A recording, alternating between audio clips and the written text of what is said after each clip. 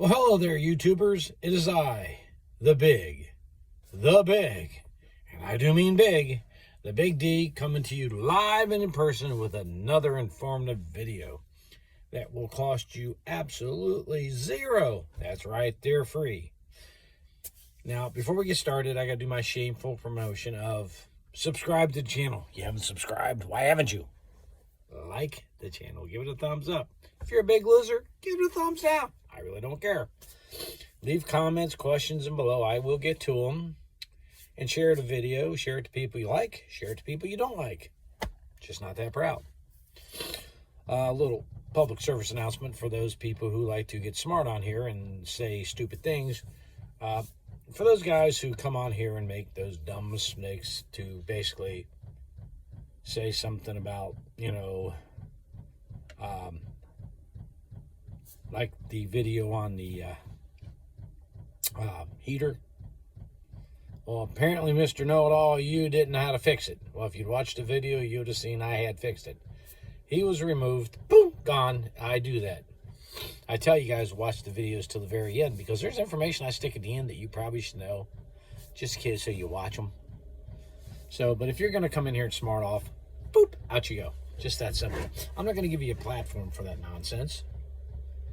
And I am going to cover some things today that, well, I keep getting asked. And I figured video is probably the best way to do it. What is expediting? Well, and what van you should use.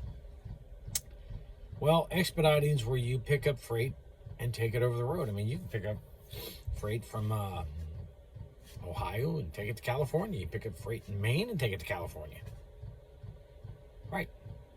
You're going to get what's called your pickup time, which is the time you got to be there to pick it up, and your protect time. Your protect time is the time you have to deliver. So let's just use some basic math, okay? You pick up going 1,000 miles, and they're going to figure that at basically, I'm watching my heater, 50 miles an hour. So 1,000 miles is 20 hours. And if you do it in 60 miles per hour, you get some leeway in there. That's your protect time, So you can get some time built in there to stop, get gas, maybe some sleep, and, get yourself going. Now, what van you should use. Now, courier driving is a little different. I'll get to the van here in a second, but courier driving is a little different. Courier driving, you're going to pick up and go maybe 200-300 miles. I'm doing a load right now. It's like 300 miles, 279 miles or something stupid. For an expediter, it's really not a good load, but it's taking me 10 miles from my house. So I may just take off and take a few days off. I've been running out here since January 1st, so, I've been out here for quite a bit. I've already made $10,800 for the month, and after I deliver this, I'll be over $11,000 easy. So, I've made pretty good money for the month. I can take a few days off, not a problem. But as a courier, you're going to stay pretty much local. You may go out a couple hundred miles. That happens. But you're pretty much local. Expediting is over the road, OTR. You're going to sleep at truck stops. You're going to sleep in your van.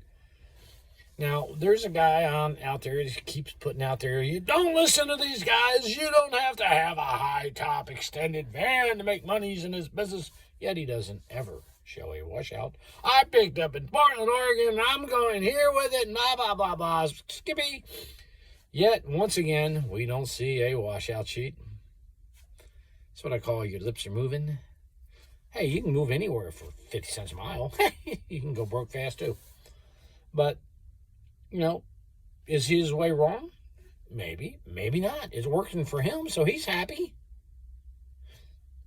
We have drivers who are running and want to just do shorties, and they get in here and like to give out their expertise on, well, one of them was on working for an owner. Well, if you never worked for one, you have zero expertise. Zero. I've never worked for an owner. My expertise in working for an owner is, I can tell you what I've heard, but I can't tell you anything about it. I've never done it. I know most people don't work very long with owners. I can tell you that. And usually it's a 60-40 split and, blase, skippy, and all that other nonsense. But, understand that expediting is over the road. You're going to sleep in your van.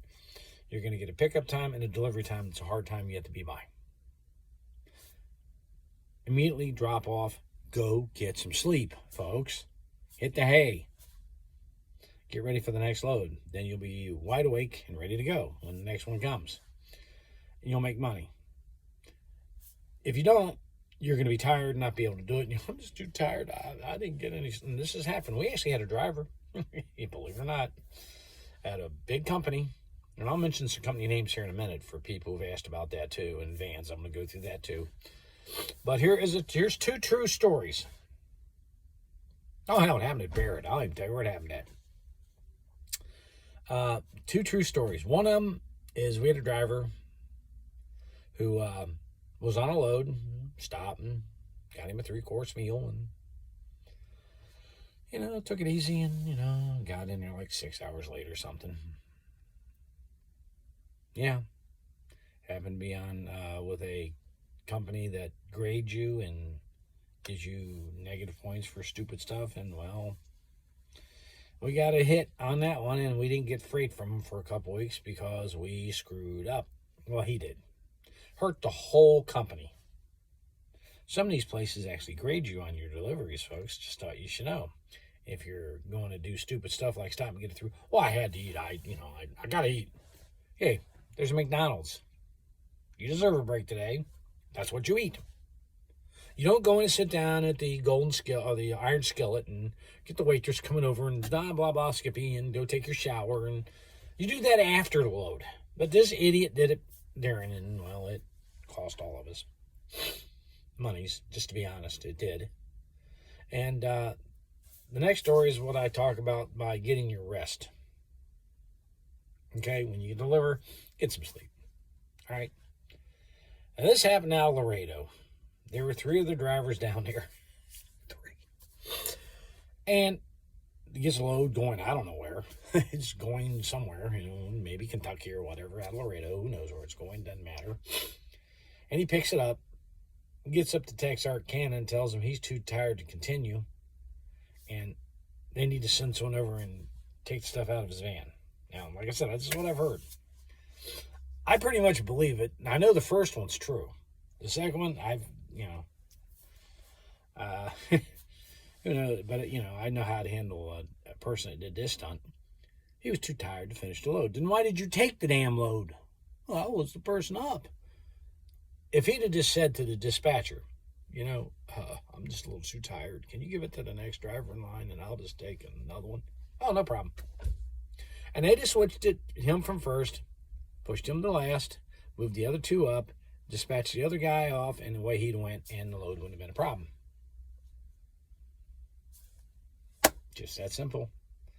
But to take the load when you're too tired, get halfway, get 500-600 miles away, and I'm just too tired to go any further. Well, that's not going to work really well out here, folks. Okay? Sleep's mandatory. If you're too tired to take the load, put yourself out of service. I mean, Tim dispatches for Paxton, and Alan told him. And it's true. Just keep giving him loads. When he's too tired, he'll tell you. Just dispatch him and let him go. He'll get his sleep. If he hasn't got enough, he'll tell you. He'll put himself out of service if he's too tired. If he's not putting himself out of service, don't you. Because him and I run alike. We'll grab the sleep. We're running the numbers. We're actually figuring it 4 or 5 hours. Get up, run for 12 hours, sleep for 4, take off again. You can do this. Okay, that's a strong driver. I'm fine. I can do that all day. It doesn't bother me. I can do it all week. If you can't, you need to know your limits. So expediting is in a van, picking up A, going all the way across the country to B if possible. I mean, you can go 300 miles, 2,000 miles, 3,000 miles. Who knows? Courier driving is going to be local, drive around local, 300 miles, probably the max you'll ever go. Now, there are exceptions to every rule, I know, but for the most part. Vans, the guy, well, you don't need that big van. No, I got a Transit, short, medium top, and I'm getting all the freight I can handle. And y'all stupid if you buy that. And blah, blah, blah, blah, blah. Really? Well, here's the problem with what Blase Skippy, I call him, says. First of all, if you're hauling automotive freight, which is a lot of freight out here, and right now it's kind of slow because of the automotive industry, but they use big plastic containers, okay? Totes. They're stackable, okay? Get 4 of them. Now, I can get 4 in this van. I have to stack them. 2 on 2. Slide them in, strap them down. 4 go in. But if I got the medium roof, they don't fit in. Oop. I can get 2 in. Two. So that load isn't coming to me. There you go. And, like I said, the longest, tallest, I'd like the extended version of this, but I'm not paying $70,000 for a used one, so there you go. Not happening today, folks. So I've got this one. I paid like $27,000 for it. 65,000 miles on it. Today, you can get this van. It's not even a year old. You can buy this van. This is a 2018 and a 2015 model for 40 grand. I could sell it and make 13,000. Yes. Yeah. Now, can you make money with a cargo van? Yeah. Money can be made with a cargo van. The beauty of these vans, if you're living in them on the road, you're going to have to, I like to stand up and put my clothes on. I don't know about you. I like to stand up, walk around. It's comfortable standing up instead of crunch down all the time. So remember, you're going to be on the road living it. Comfort's important. The more space you have, the more comfortable you are too. There's another reason we take the tallest, longest you can get your hands on. Now, where we come up with Sprinter vans, Sprinter van is the load board designation. I've said this before. Sprinters are load board designations. Cargo van's the load board. Box truck's a load board, and also straight truck. These are load board designations. That's how they're listed on the load boards. They will say cargo van. Now, if it says cargo van, they're going to give you a cheaper rate because cargo freight is cheaper. Sorry. Sprinter vans are more, you get paid a little more for a Sprinter. You get paid more because they haul more. That's why. Now, that being said, what is a Sprinter van? A Mercedes Sprinter, a Dodge ProMaster, and a Ford Transit. Those are all Sprinter vans, but they're not Mercedes. No, it's a load board designation. Cargo van could be a Ford, E250, a Chevy, whatever the Chevy version is of that thing. The GMC, and all that Chrysler, Dodge, whatever. Cargo vans, the old-fashioned cargo vans, that's a cargo van. Okay, a straight truck is exactly what it's a truck that's got a straight body and generally a sleeper behind it. Class B designated driving. You have to have a license, Class B to drive the thing. Box truck is your little Penske rental trucks. Those are box trucks. Simple as that. So, which one makes you the most money? Which depends. I mean, you can make money in a box truck. You can make money in a cargo van. You can make money in a Sprinter van. You can make money in a straight truck. Cost factors go involved. Maintenance goes involved. Fuel economy goes involved. All that goes involved. Weights and all that crap. So, you have to determine which is best for you. Most people come out in Sprinters because, well, they're easy to maneuver, no special license, and you can sign them on with a carrier and go from there. Now, what's the best carrier to sign on with? Do you need an MC and a DOT? Not if you sign with a carrier, use theirs. I'm going to do a video on MC and DOT numbers here in a little bit, and why I don't think you're really advised to go out and do this, because people are, well, I'll explain that in another video. But the thing is that the difference is basically you're going to get into a specific piece of equipment, aka probably a Sprinter van. If you really want to make money, you can do it. I'd go with the highest, the tallest, the longest. If you like some cheaper rates and stuff, hey, fine, do that. I don't care. It doesn't affect me. It's my opinion. For what I've seen out here, I can tell you, for the most part, you're going to get better rates and a high top extent, and you're going to be more comfortable. I'm sorry, it's just the way it is. It's called common sense. You can listen to the fool. Well, I make my money's with this, that, and you just all idiots. Okay, fine, we're all idiots. But when you put up your numbers for your year and you were all happy about it, 89 grand, and you busted your butt, I did more than that, and I didn't even work hard. Maybe it's a difference in those rates. That could be it. Don't know. But, like I said, expediting, over the road, Sprinter type van mainly. You can do it in box trucks. You can do it in cargo vans. And you can do it in straight trucks. That's what it is. You're going to go to parking lots at truck stops and stay there overnight and wait for the next load. Kind of like a trucker does. Same thing. So that being said, I hope I've actually explained to you the difference in what the vans are. Which van you should get, the biggest, tallest, and longest you can get your hands on, is all I can tell you. And we'll go through companies at a later date because, well, I don't want this to go on forever. But, folks, just listen to common sense. A lot of this is what it's going to be, is common sense. You can make money at this. I've made over $11,000 this month. The month not even over. In the short, high top Transit 250. I'll post when I get home and I can print off my washouts. I will show you. I don't mind. You see, proof's in the pudding. I'll put it up there so you can see it. And for those people like Jason, hey Jason, not running for 70 cents, buddy. I'm averaging over 95. Should watch my videos and shut your mouth and listen. Because he always, he's driving for 70 cents. Took 70 cents to get out of Houston one time. And I explained that in another video too. But sometimes it's necessary to get out of an area. You may want to take a cheap rate just to get the hell out of there. Well, he's taking those kind of rates himself, so I don't know why he's bitching. His drivers have actually, basically spoiled his mantra of him doing all his happy horse shit and making all this money. And I'll have to read you sometime what his drivers said about him. These are the naysayers out there, folks. They hate it that we're telling you the truth.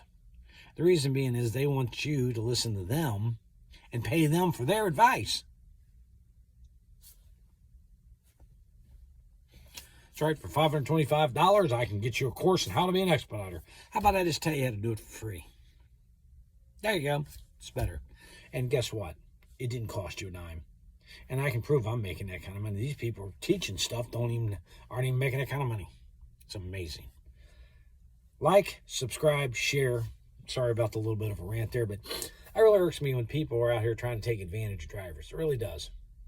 Because you guys are out here working your butts off to make a living.